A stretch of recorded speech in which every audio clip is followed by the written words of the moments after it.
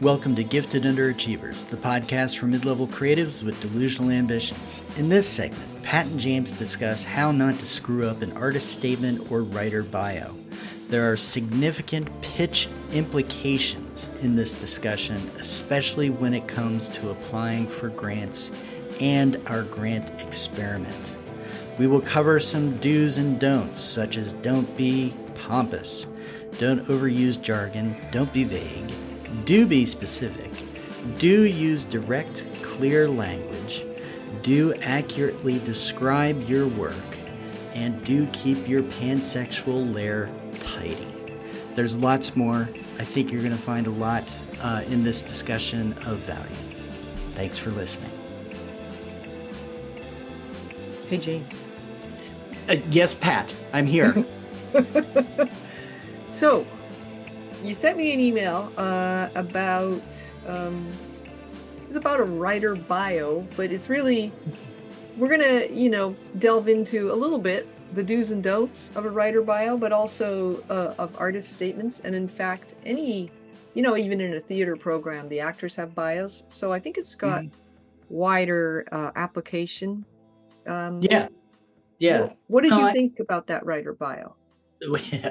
Well, so we have a one segment and we've wanted to repeat it, but we haven't yet, called stenchers, right? And it's just where people's egos and hubris and pomposity and all this gets the better of them. And so I was reading a lit journal, and there's all the standard sort of author bios in the back, which I always like to go read, just figure out who these people are. And there was one that was just aggressively excessive. Yeah. Right. It was so way over the top in just its length, and like including so much that it just felt like a little stenchery, I guess.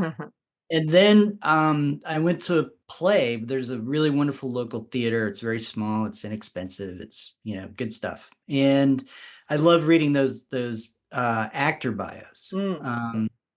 And there wasn't one that I would say was a stencher, but it was just interesting, the things that they choose to include. And you can tell when they're trying to puff themselves up a little bit, and and all that kind of stuff. So I just thought it was really interesting.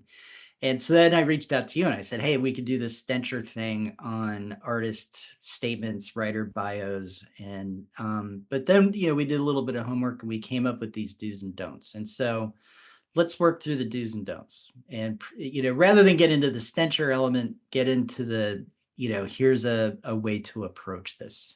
Yeah, I love that. And I just want to jump in and say, I have been that person writing a bio, taken by surprise by actually needing a bio and then trying to put, I guess, credentials or something in it. And it's not easy when you've done sweet fuck all in your field of fame. So I feel for those young actors who are, I ended up putting, oh, I made the short list here, and here.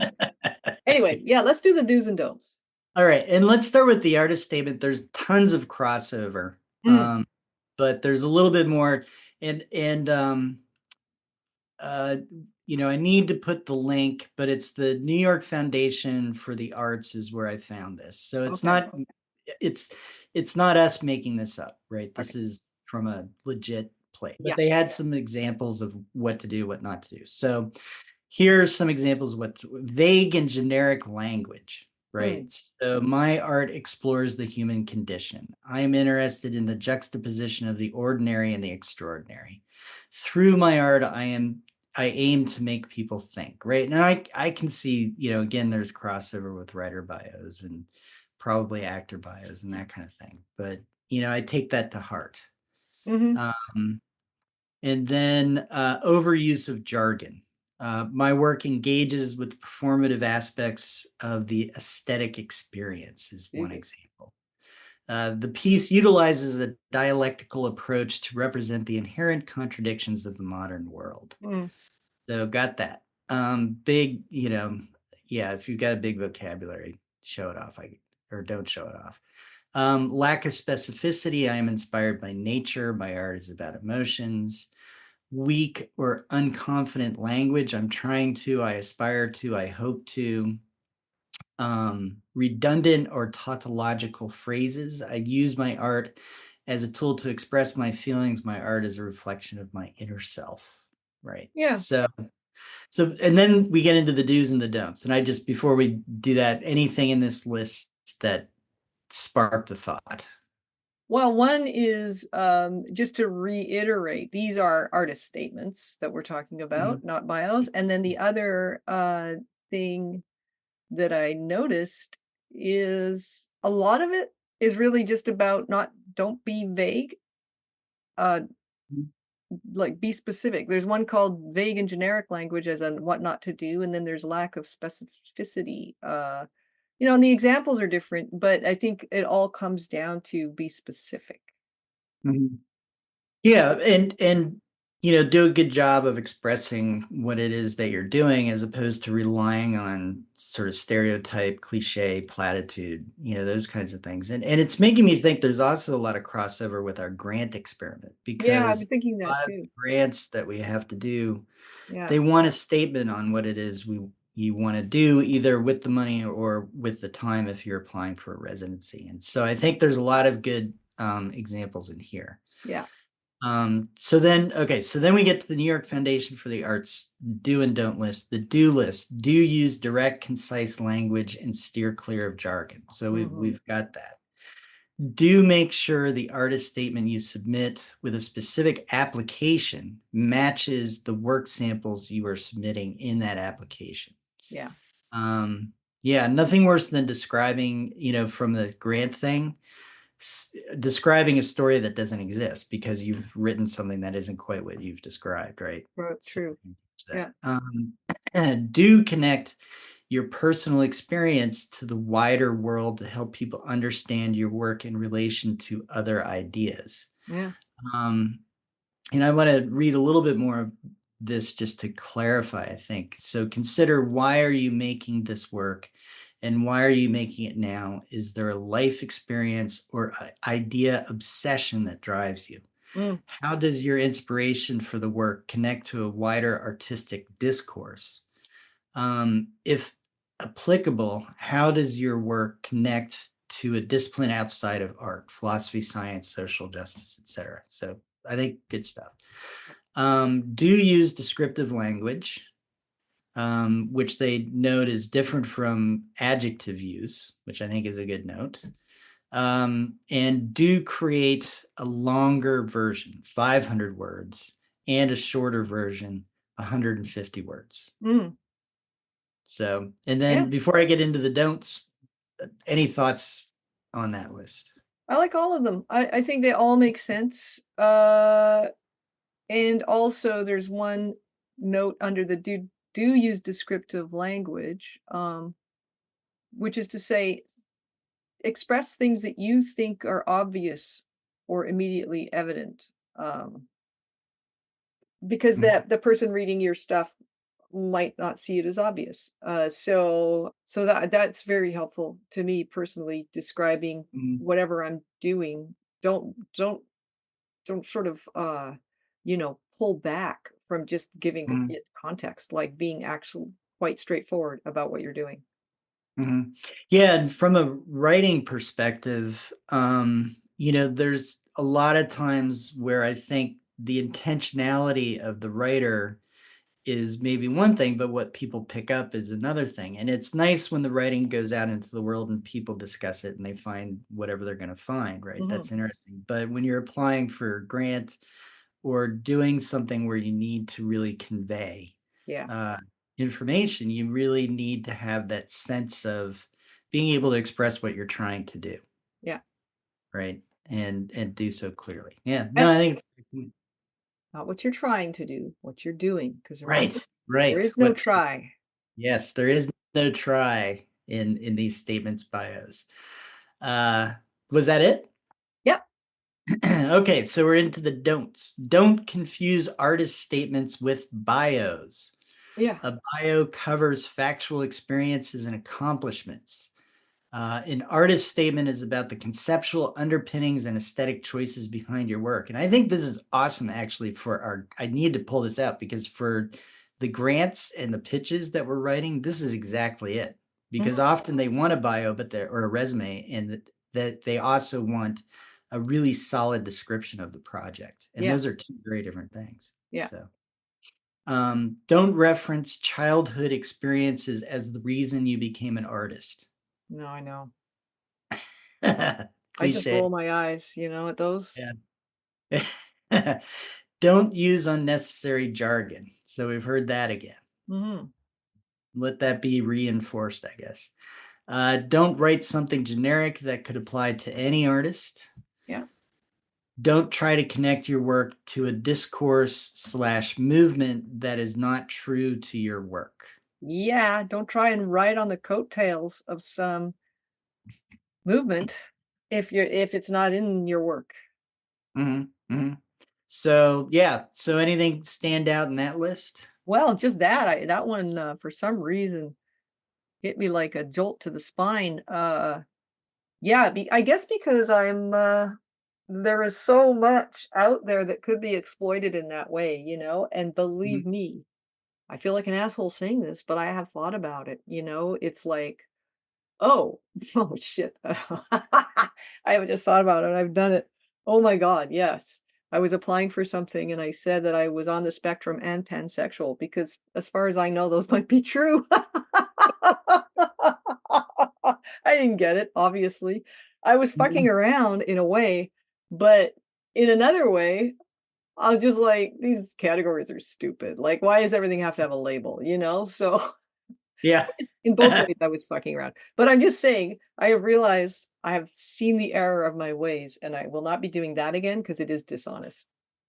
Well, and I also think, to the extent you're serious, to the extent you're fucking around, right? So on the fucking around thing, um, you and I have a distinct sense of humor that we both kind of share and appreciate the differences in how we express it kind of thing. But not everybody's going to pick up on that, right? It was also like, what are they gonna do? Ask for proof? You know? Here I am in my pansexual lair. Being That fucking is, on the spectrum because it's a spectrum for fuck's sake. Everybody's yeah, on it, tailored to so all of my sensory integration issues, right? my pansexual lair, I need a sign for my door immediately.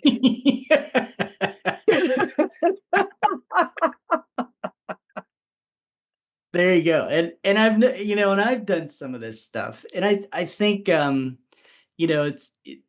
there's things that you'll do in a moment that feel, yes, this captures what I'm trying to do. And then maybe on reflection they don't. But and then there's stuff that just kind of is like, well, this is how I feel, and it maybe sounds a little off. Maybe how do I rephrase it? Is maybe that's like the trigger that should be, but I don't know. Yeah. It's a hard thing to figure out, I guess. Yeah, no, I think you're right. It's, sometimes I'm looking for connections validly, like between, a wider context, a wider cultural context. For instance, with my Frankenstein novel, I was like, Mhm. yeah, I mean, conditioning, the patriarchy, like it's all over the fucking place. Why I'm writing that novel for me.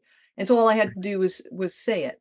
But for other ones, I've been through a bit of a contortion and I always go back to the billboard test. Maybe I'm not meant to apply for this if I have to contort my artist statement to make it fit what I think they want, then just don't do it. Mhm. But yeah. Yeah. Well, let me ask a question, right? So, is it about fit in terms of the thing that you're writing just doesn't fit with what they're looking for, or you can't figure out a way to describe it in a way that feels like it fits what they're looking for? Probably a bit of both because honestly, if I'm trying to figure out how to describe it, it's usually because I'm not clear what they're looking for. I'm not clear enough because I didn't do enough research on who's won before, what kind of stuff they support, what their mission is. Like it's really just a process of educating yourself, Mhm. about what the granting body, is really about, because they're pretty Mhm. clear. A lot of these nonprofit organizations, they have to be super clear to get funding. So Mhm. at any point when I'm doing a project, for eh, like when I'm trying to get a grant for a project, which is not nearly as often as it should be given our experiment. But anyway, Mhm. it's more it's more a signal to me if I'm trying to contort to go to not contort, that maybe that's the wrong word.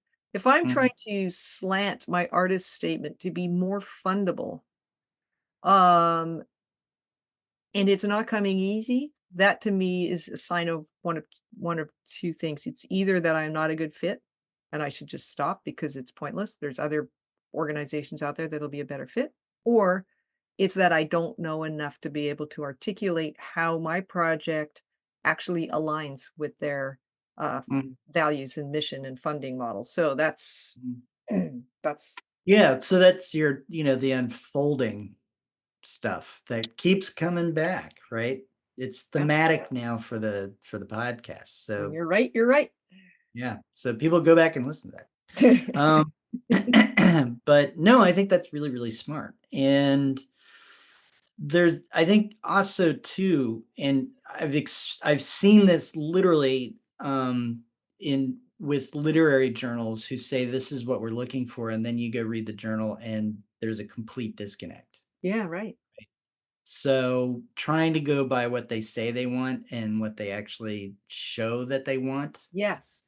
by what they publish is can very well, it can more frequently than I would have thought be two different things, right? Yes.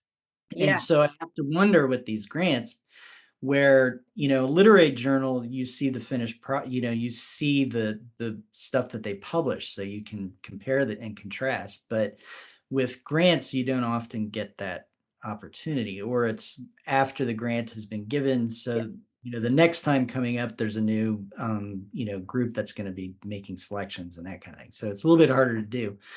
But I would I think my lean would be like, yes, I've got to do that unfolding process, Mhm. Yeah. but I shouldn't um not apply I should accept or assume perhaps that there's going to be a little bit of space between what they say they're looking for and what actually gets funded. Good one.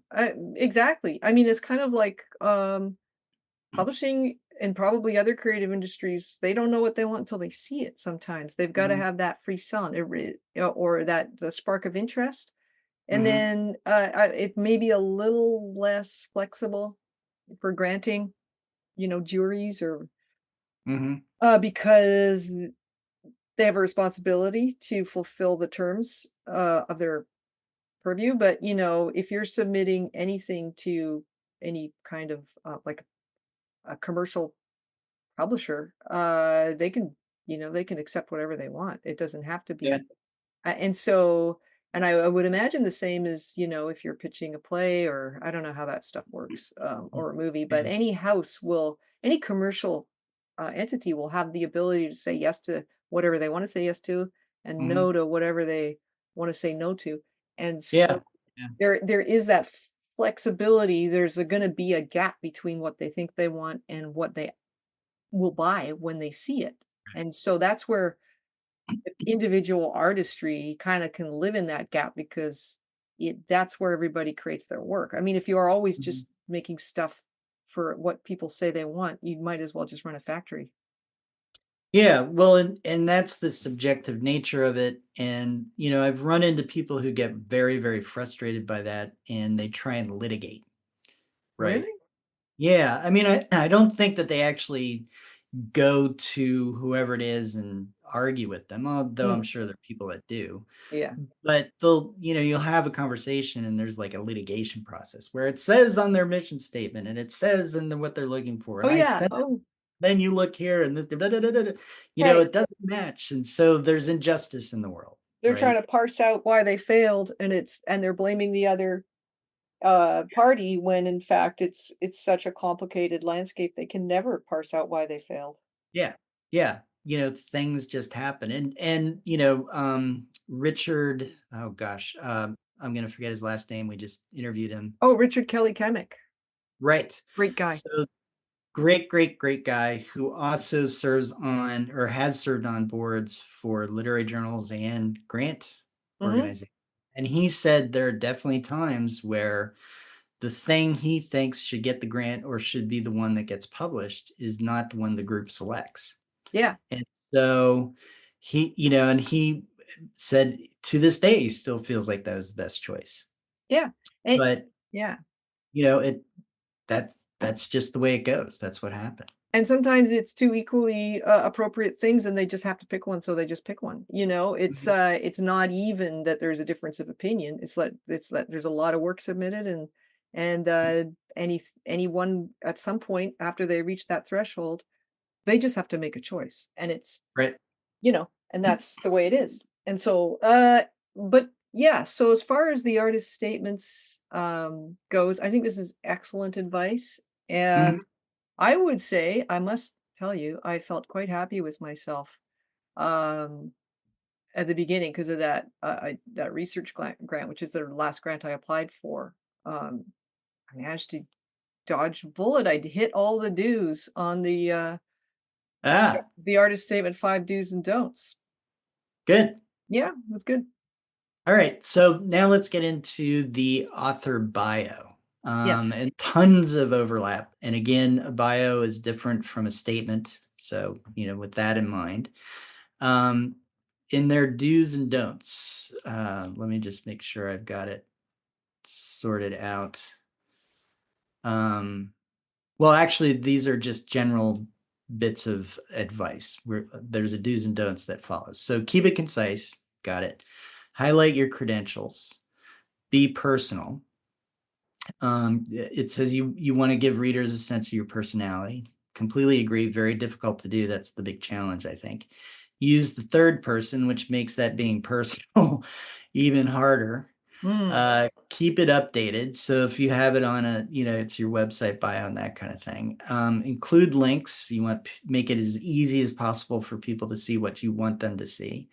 Don't oversell yourself. Consider your target audience. Um, was there anything that stuck out to you in that list? um, yeah, the sort of the dichotomy between being personal and everything else. Yeah. Well, no, not everything else. Okay, so I think yeah, being personal could be a sentence. So when we ask a gifted achiever guest for a bio, we ask them for 100 words because it seems like a good limit. Mhm, And sometimes mhm, they're under, I've never actually done a word count, but so I agree that it should be around 100 words. I agree that credentials are important. Sometimes I think that's too bad. Like I like voice mhm, more than credentials, but um to be kind of, I guess, brutal about it, it's when I read somebody's bio and they have credentials in there, like they won this, award, or they've sold this many copies or whatever it is, I know where to situate them mentally. And I mhm. think that if you're sending a writer bio into a publication that other writers read, or that, publishers read, or acquisitions editors, you want to be situated mentally as quickly as Mhm. possible. And if you're an award winner, definitely put them in there. Or if you have, education or whatever. Um, Updated, yes. Links, yes. Don't oversell, yes. Don't even oversell, not just yourself, but anybody you've ever worked with. Because, Mhm. I was just reading something and it was like, I've worked with the esteemed and prestigious this and that. And I'm like, don't Yeah. do that. If I've heard of them, then that's great. And if I've never heard of them, I can look them up. But if you say they're prestigious, I'm going to go, you're a bit of a dick, so, Yeah. Yeah. um, so yeah, Yeah. those are all good, I would say. No, so I absolutely agree. I trained with the prestigious monk of, blah, blah, blah. I don't want to hear that. Just, give a name and whatever, relevant two-word phrase that describes them. Yeah. And I've heard of them, and I'll know. Or if I'm really that interested, I'm going to go find out. And then I think the other thing on the credentials, if I'm trying to pitch for something, then yeah, I want to get credentials in there. Mhm. If I'm getting published and they want a little bio to go with what's being published, so I'm not pitching, I'm just trying to inform the reader about me because I Right. want them to know a little bit, then I probably won't put credentials in there. Yeah, yeah. I see what Um, you're saying. Yeah, because 'cause I've written bios for, like, Submittable and stuff, and I don't put credentials in those for some Yeah. reason. Maybe we should be putting credentials in those. Yeah, personally, I don't think so because I want the reader to have little bit of an understanding of who I am, and again, you're talking like a very small space, Mhm. so you're providing other information as well, but something that is going to kind of stick in their mind and give them an impression, right? So maybe one credential that I would say is I went to, because but then I have to explain it. But, I grew up Quaker, right? Which is kind of different. It's not a usual thing. So maybe that's a little bit of something that'll stick in their mind or Hmm. create an image. But really, I just want them to know a little bit about me because so they can understand a little bit about where the story is coming from. See, I would put in that I won the 3-day novel twice because it's such a random, weird, Yeah. contest, like, it's a grueling contest, so it gives them immediately more than if I say I have a really fat cat or, Yeah. I'm one of 4 children or whatever, or I grew up on the West Coast. If I say I did this contest, and won it twice, it's like, okay, they know something about me. I don't know if it's a credential. I guess it is, but it's also just, I think it's funny or interesting. Yeah. Yeah. Well, I think and that's what I mean is something like if it's a credential that's interesting, it's unique, it gives some characterization, right? Mhm. So a 3-day novel writing contest is like, um, you know, the marathon of writing because you got to do so much in 3 days and all that Yeah, kind of stuff. And then to have won it twice, yeah. So it shows like, that you're a glutton for punishment and you really like extremes. yeah, yeah, yeah, and you like to get out there or well, in your office Yeah, and hang it out. So, right? In my bucket chair. um, okay. So then we've got, um, dues. Well, that was the dues actually. Yeah, that was So the dues. I highlight credentials. I can't even read my own lists anymore. So don'ts of writing an author bio. Don't include too much irrelevant information. Mm, Don't be too formal, which contrasts with the third person thing. yeah. So there's another complication. Don't exaggerate your achievements.